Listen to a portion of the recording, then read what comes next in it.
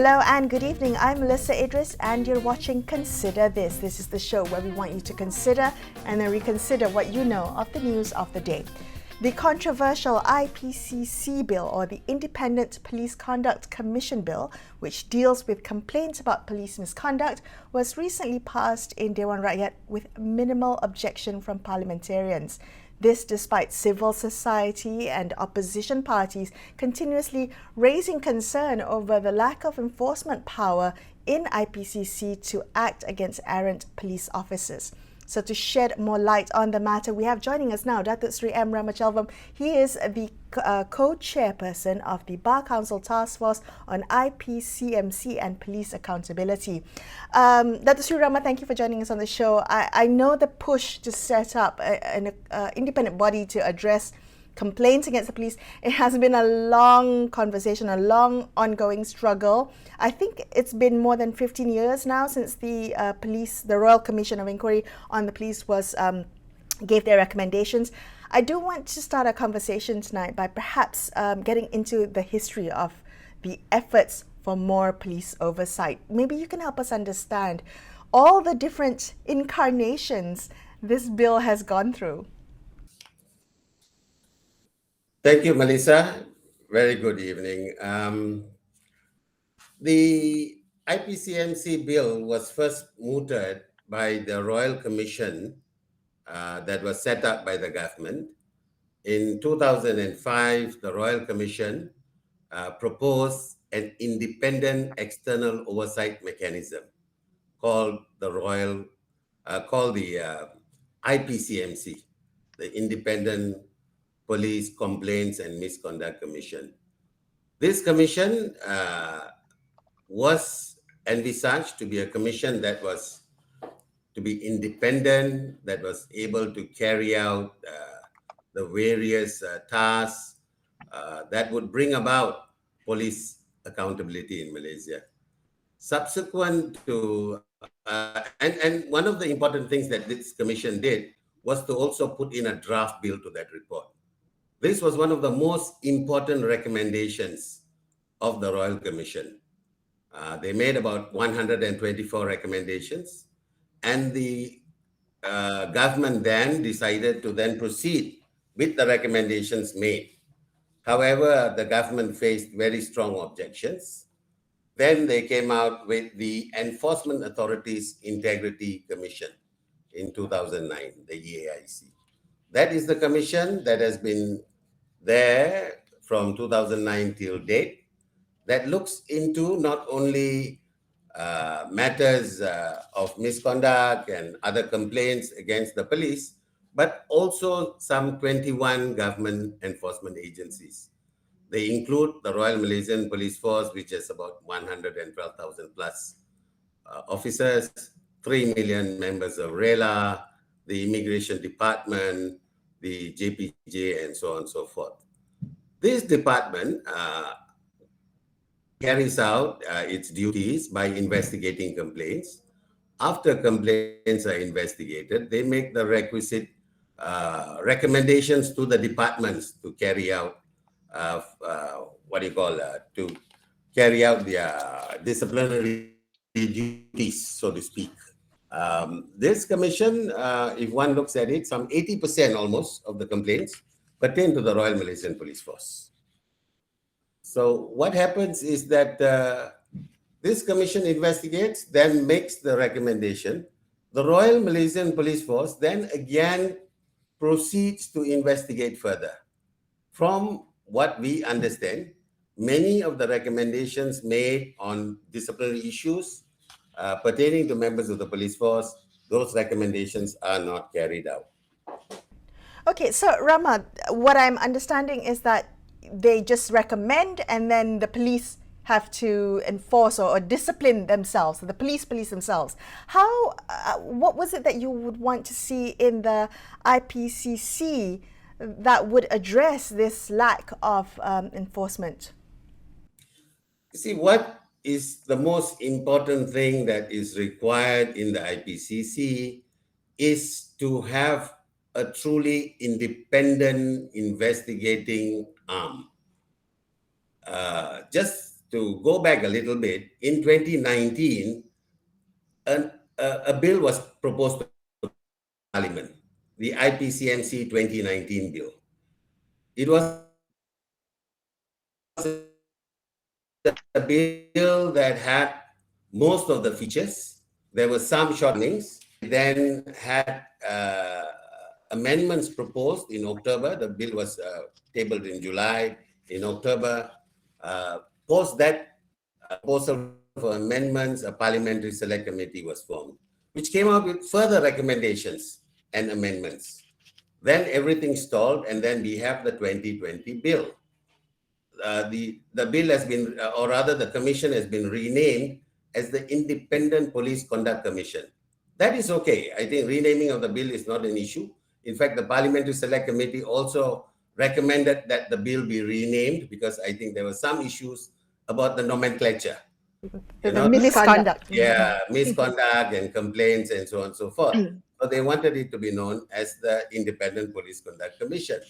However, the problem that arises is this.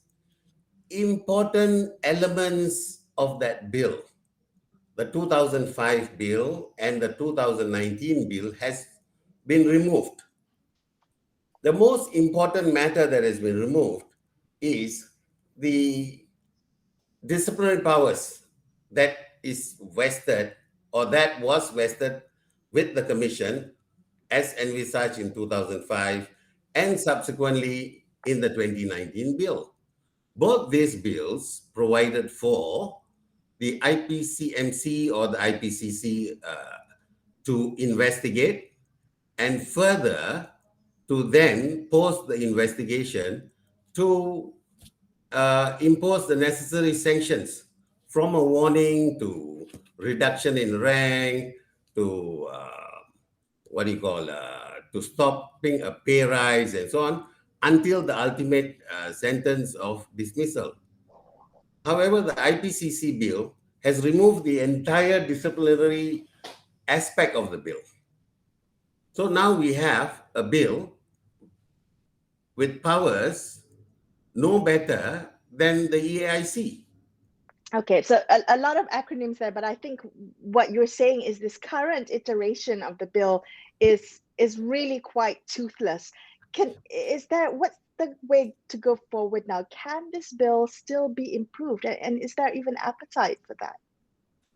I think it is imperative that the powers that were given to the proposed commission under the 2005 bill be reinstated. Or at the very least, the powers that were provided for in the 2019 bill be reinstated. At a minimum, and the irony of it all is this, the powers that they have in EAIC is absent from this IPCC bill.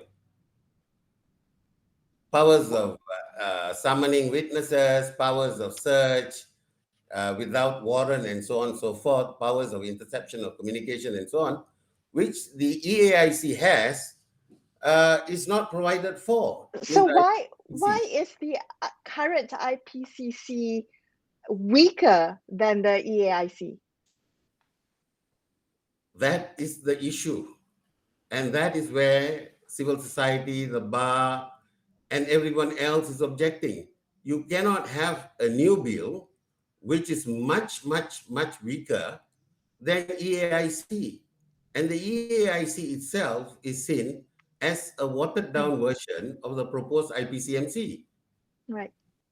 It was shocking to me that you said about 80% of the complaints that go to the Enforcement Agency Integrity Commission are about the police. And it's got me thinking about what needs to happen, especially when we have had so many custodial deaths. This year alone, I think it was 19 reported deaths in the first 11 weeks of the year. Can you explain how this weaker IPCC bill will be detrimental to the transparency and investigation and justice for custodial deaths? There are several issues that arises in policing in Malaysia. We have, of course, as you have rightly pointed out, the issue of custodial debts. The 19 is a record number. On an average year, we have something like 10 or 15 deaths in a year. The average is or slightly less. It's 3 deaths, one custodial death every 3 weeks. The previous records. This present record is much higher. You've got something like 19 in the first 6 or 7 months. Much, much higher than what statistics we've had for the last 10 years. And there are other issues. Also, you have, police brutality. You have sexual crime being committed in police lockups and so on and so forth. So these are issues that has been provided for in the IPCC bill, the IPCMC bill as well, 2019, where they provided that the commission will have the power to investigate all this. However, what is lacking is the law says the commission will have the power to investigate custodial debts. We have said that it should not only be matters that are that arise from custodial debts, but also matters that arise from police operations, police shootings and the like. So those should be included as well. That's one of our requests. So the point that coming back to the issue that you raised, they have given the powers to the commission. However, they have stated the commission will investigate. But the commission is not vested with the necessary investigative powers as provided in the Criminal Procedure Code. So those powers in the Criminal Procedure Code should be given to the commission, first and foremost. Only then they can carry out an effective investigation.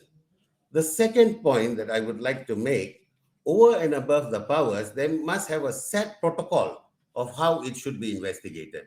That is, within the first few hours or upon the crime being, detected, the commission must be informed. The crime scene must be preserved. The commission must be allowed to send in their investigators. You cannot, as you rightly said, who will police the police themselves? Many a times, there tends to be, to put it mildly, investigation that is not thorough if it involves police personnel. Yeah.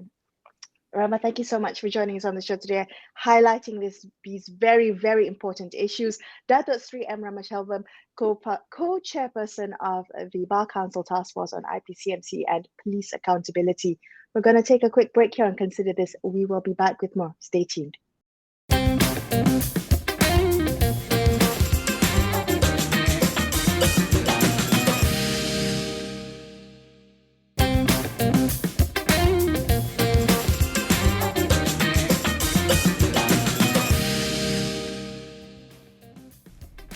Hi, you're watching Consider This. I'm Melissa Idris. Thanks for staying with the show. Let's continue our conversation about the Independent Police Conduct Commission bill, which was recently passed in Dewan Rakyat.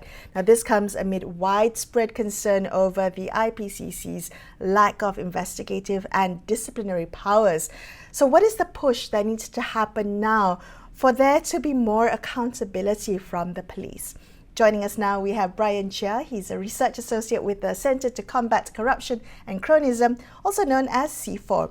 Bryan, so civil society, and we have some opposition politicians raising concern over this. In fact, they've been raising concern about lack of enforcement power of IPCC for the longest time now.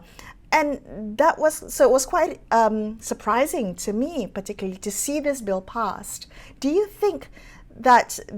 Why do you think this bill passed, Bryan, despite all of its weaknesses? I mean, is it better to have a weak IPCC than no IPCC?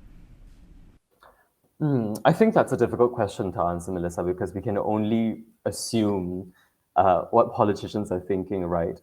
But I think to answer the latter part of your question, it is definitely better to have an independent police an oversight body that is strong from the very get-go. Because something that we noted in our latest statement as well is that having a weak IPCC from the get-go with the hopes that it might institute reform or bring about reform is it's not going to be quite realistic or feasible, because it will constantly be just used as a sort of smoke screen to deflect criticism. Oh, we already have an IPCC. Why are you demanding so much more? So here at C4 Center, we're definitely demanding for the bill to be reviewed and for the Dewan Negara to put it back to the Attorney General's chambers for it to be strengthened.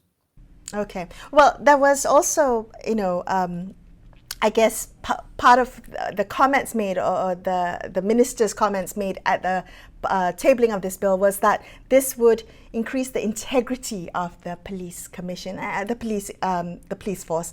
And I do want to ask you, because part of the push to have a royal commission on the police I think 17 years ago now, was to initially address the public perception that there was widespread corruption within the force. There was a lack of efficiency in the way the police was dealing with rising crime rates at that time. I'm wondering what your thoughts are on where you see Malaysians' trust and the perception of PDRM now. How far does this bill, the IPCC bill, go in restoring whatever public trust has been lost? Honestly, from the perspective of anybody who's familiar with the bill, as well as the previous iteration of it, the IPCMC, as it stands, the IPCC bill does not inspire any confidence in the average Malaysian, I would say, because it simply lacks independence, right? There are so many issues that we can point out that reflect this lack of independence. The IPCC still reports to the Home Ministry, similarly to the police. The Minister of Home Affairs appoints the Secretary of the Commission instead of the Commission deciding on the candidate themselves. Collectively, former members of the police and retired civil service workers are allowed to join the IPCC. So with so much overlap between the IPCC and the police, it does not inspire confidence in civil society and not in the public as a whole, in how impartial they can be, how well they can conduct their investigations without too much bias leaning in favor of the police. So I would say it's a flawed bill, to be honest, Melissa. Right. So this lack of independence is a key concern. There's also lack of disciplinary powers. So the most that the commission can do is just give recommendations, and then you have the police disciplining themselves. That is also a key concern that C4 has raised. That's right. As it stands, the IPCC has no power to take any action of its own.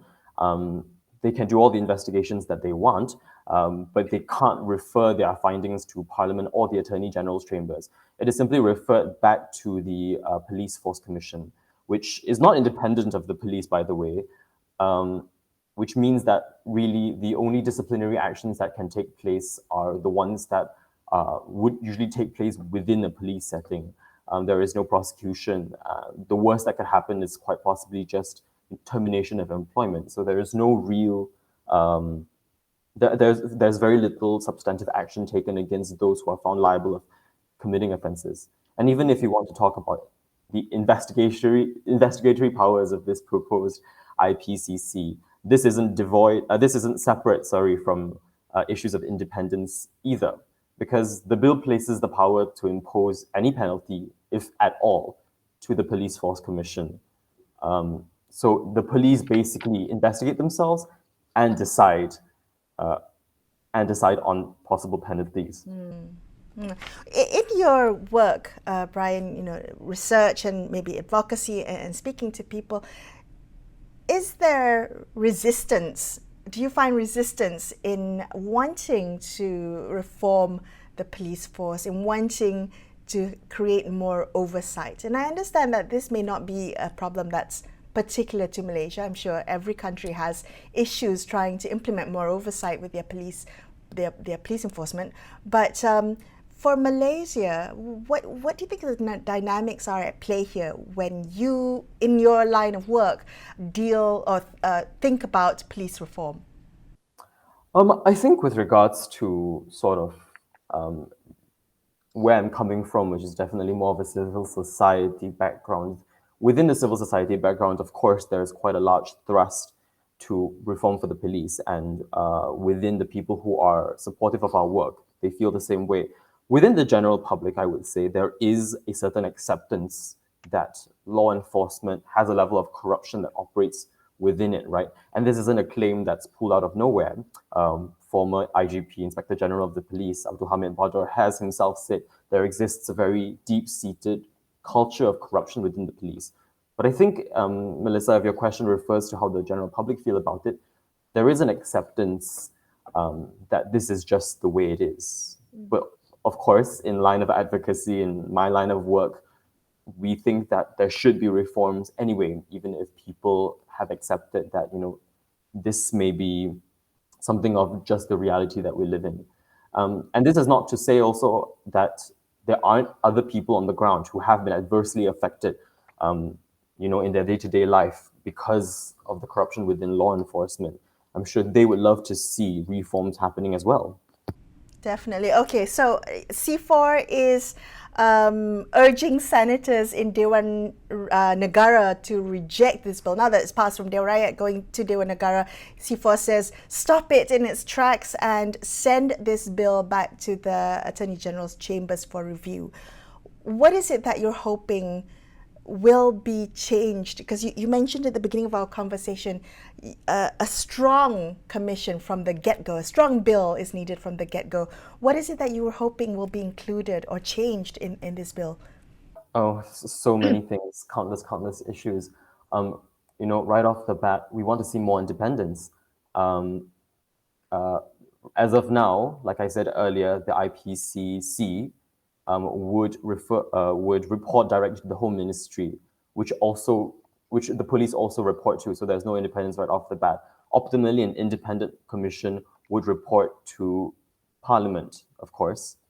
And of course, even with regards to the investigatory powers, right now the IPCC is incredibly unable to take a lot of action. So, such as the fact that witnesses under investigation by the IPCC are allowed to simply outright reject questions and not answer questions that would implicate members of their police force or members of the public service from facing penalty. Then what is the point of the investigation? It also empowers heads of department within civil service and the police to intervene with investigations and allows these superiors to classify information as sensitive, which therefore excludes it from the investigation. It gives a lot of powers to these head of departments to virtually end investigation because they do not want to provide information to the investigation. So these elements need to be taken out, of course. And of course, the IPCC bill needs to have enforcement power. It needs to have power to decide on penalties after investigations have taken place, not just refer it back to the police. Because how can we trust them to be impartial? How can we trust them to be completely transparent with their findings as well? An independent body would assure this, or at least lead to that greater assurance of that. Right. And are you hopeful, Bryan, that we will see the political will at the Dewan Negara level to stop this bill in its tracks? Well, I mean, we have to be hopeful here at civil society. We have to be hopeful. This is why it is so important for civil society and members of the public in general to raise these issues repeatedly and not just accept the reality of the corrupt culture that we live in, right? So if we want to see these reforms, we have to push for them. And that's what we're doing. That's what we're trying to do right now. All right, Bryan, thank you for your good work. And thanks for joining us on the show today, Bryan Cheah from C4. And that wraps up this episode of Consider This. I'm Melissa Idris, signing off for the evening. Thank you so much for watching, and good night.